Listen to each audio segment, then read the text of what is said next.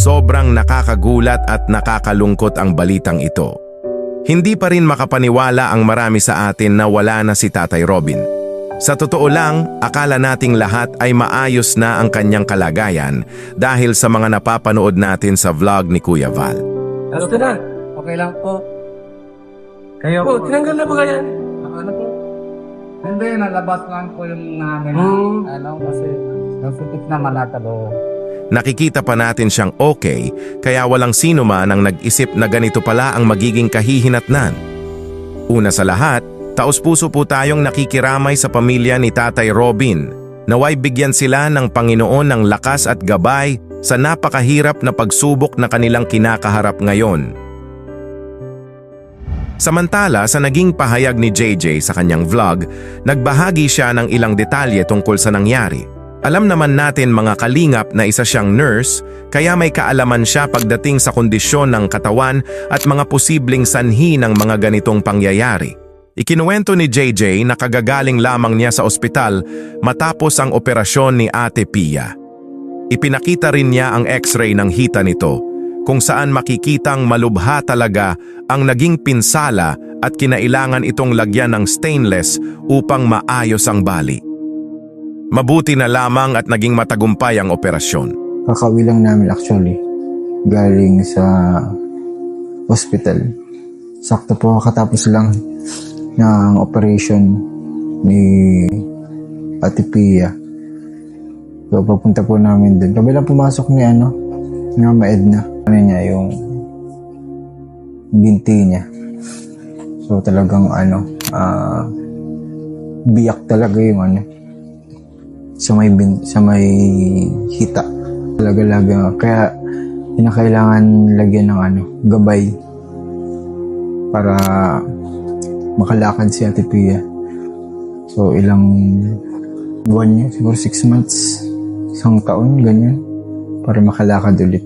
So thank you po sa mga sponsors, ba't po ng tulong, yan po. Ayon sa mga doktor, maaaring umabot ng 6 na buwan hanggang 1 taon ang pagpapagaling ni Ate Pia. Isipin ninyo mga kalingap, habang nagpapagaling siya, ay siya rin ngayon ang tumatayong ama at ina para sa kanilang 4 na anak na pawang maliliit pa. Hindi rin siya agad makakabalik sa trabaho dahil kailangan muna niyang unahin ang kanyang paggaling. Kaya naman napakalaking biyaya na may Team Kalingap na handang umalalay sa kanila sa oras ng pangangailangan. Maraming salamat kay Kuya Val na personal na nag-asikaso ng mga gastusin sa ospital, operasyon, wheelchair at iba pang mahahalagang pangangailangan ng pamilya. Tunay na kahanga-hanga ang malasakit na ipinapakita ni Kuya Val at sa lahat ng tumulong. Ipinakita rin ni JJ ang mga x-ray ni Tatay Robin kung saan may mga pinsala rin sa kanyang balikat at tuhod. Ayon sa kanyang obserbasyon, napakalakas ng naging impact ng pagkakabangga ng sasakyan sa puno. Nakita niyo pong damage, di ba po dito yun. Talagang, talaga yun. Fractured po talaga yun. Fractured po yun dito. Yan, ito po.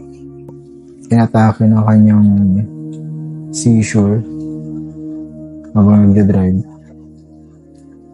Then, siguro, di nakabig masyado. Ang nagamit na pangkabig ay kaliwa. Yan, kaliwa. Tapos, pagbangga sa puno. Doon, binapuruhan ito. Actually, dapat, ngayon talaga yun, ngayon yun dudugtong. Kaso nga yun nga po ay, wala na si Tatay Robin. Isa pa po nun, yung sa binti po, di ba? Yung isang x-ray sa binti po yung medyo kalinyada ng tuhod natin. Yun yung putol. Parang napitpit talaga masyado yung niya dun. Sobrang bilis po. Yung nasa acceleration. Nagbahagi rin si JJ ng isang posibilidad tungkol sa naging sanhi ng seizure ni Tatay Robin. Alam naman natin na nagkaroon ng seizure si Tatay Robin habang nagmamaneho. Ipinaliwanag niya na kung ang isang taong matagal nang umiinom ng alak ay biglang titigil ng walang tamang pag-a-adjust, may pagkakataong mabibigla ang katawan at maaaring magkaroon ng seryosong epekto. Alam naman po natin na si Tatay Robin ay po, sa vlog, umiinom ng alak, ganyan. Yan. Yung kanyang liver ay sabi ito, kumbaga may na siya, nag-fail na mag-function yung kanyang liver dahil nga sa pag-inom siguro ng alak. Pero ano po yung mga kalingap si Tatay Robin, simula nung nag-church sa amin, ay talagang wala na. Dito pa nga po yung nagstay si Tatay Robin, ng ilang linggo ata yun. So wala na siya, simula na hindi na siya uminom ng alak. Kaso nga lang ay, yun, siguro naisip ko din baka withdrawal. Baka naisip ko nga po baka nga withdrawal. Yung bigla niyang inalis talaga yung alak. Kasi guys, kapag talagang biglaan mo alisin yung ganun, bisyo, pwede din sa iba sa paninigarilyo, pagdodroga, o kaya yan, pag-inom ng alak, mga bisyo. So pag bigla mo siya talagang tinanggal sa katawan, mahirap, especially kung walang rehab. Yan. So mahirap po yan. Dapat may rehabilitation process para kahit papano yung pag-alis ng bisyo mo, gradual, pakunti-kunti. So yun, naisip ko, kaya baka siguro inataka siya ng seizure, sabi nga niya, epilepsy, baka dahil po dun. Kasi nga po, biglaan niyang inalis yung pag-inom ng alak. Pero sinabi ko yun kita Tatay Robin, sinabi ko yun sa kanya dati. Kapag na-vlog po kami sa kanya, kapag uminom siya ng alak, huwag niyang biglaan tanggal. Dapat pakunti-kunti. Gayunpaman, ito ay isa lamang umanong posibilidad at hindi opisyal na konklusyon.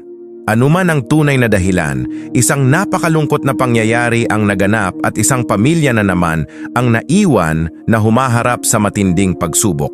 Kaya mga kalingap, samahan natin sila sa pamamagitan ng ating mga panalangin. Ipagdasal natin ang mabilis na paggaling ni Ate Pia. Ipagdasal natin ang 4 nilang anak na sana ay manatiling matatag sa kabila ng kanilang pinagdaanan. At higit sa lahat, ipagdasal natin na gabayan sila ng Panginoon sa bawat hakbang ng kanilang bagong yugto ng buhay. Ngayon mga kalingap, nais naming marinig ang inyong mensahe para kay Tatay Robin at sa kanyang pamilya. Mag-iwan po kayo ng inyong pakikiramay at panalangin sa comment section upang mabasa nila ang inyong suporta. Huwag kalimutang i-share ang video na ito upang mas marami pang makapagpaabot ng dasal at suporta. Muli maraming salamat sa Team Kalingap, kina Kuya Val, Ate Edna, Kuya Rab, sa lahat ng sponsors at sa bawat taong tumutulong nang walang hinihinging kapalit. Hindi man natin mababago ang nangyari, maaari naman nating ipadama sa pamilya ni Tatay Robin na hindi sila nag-iisa. God bless po sa inyong lahat mga kalingap.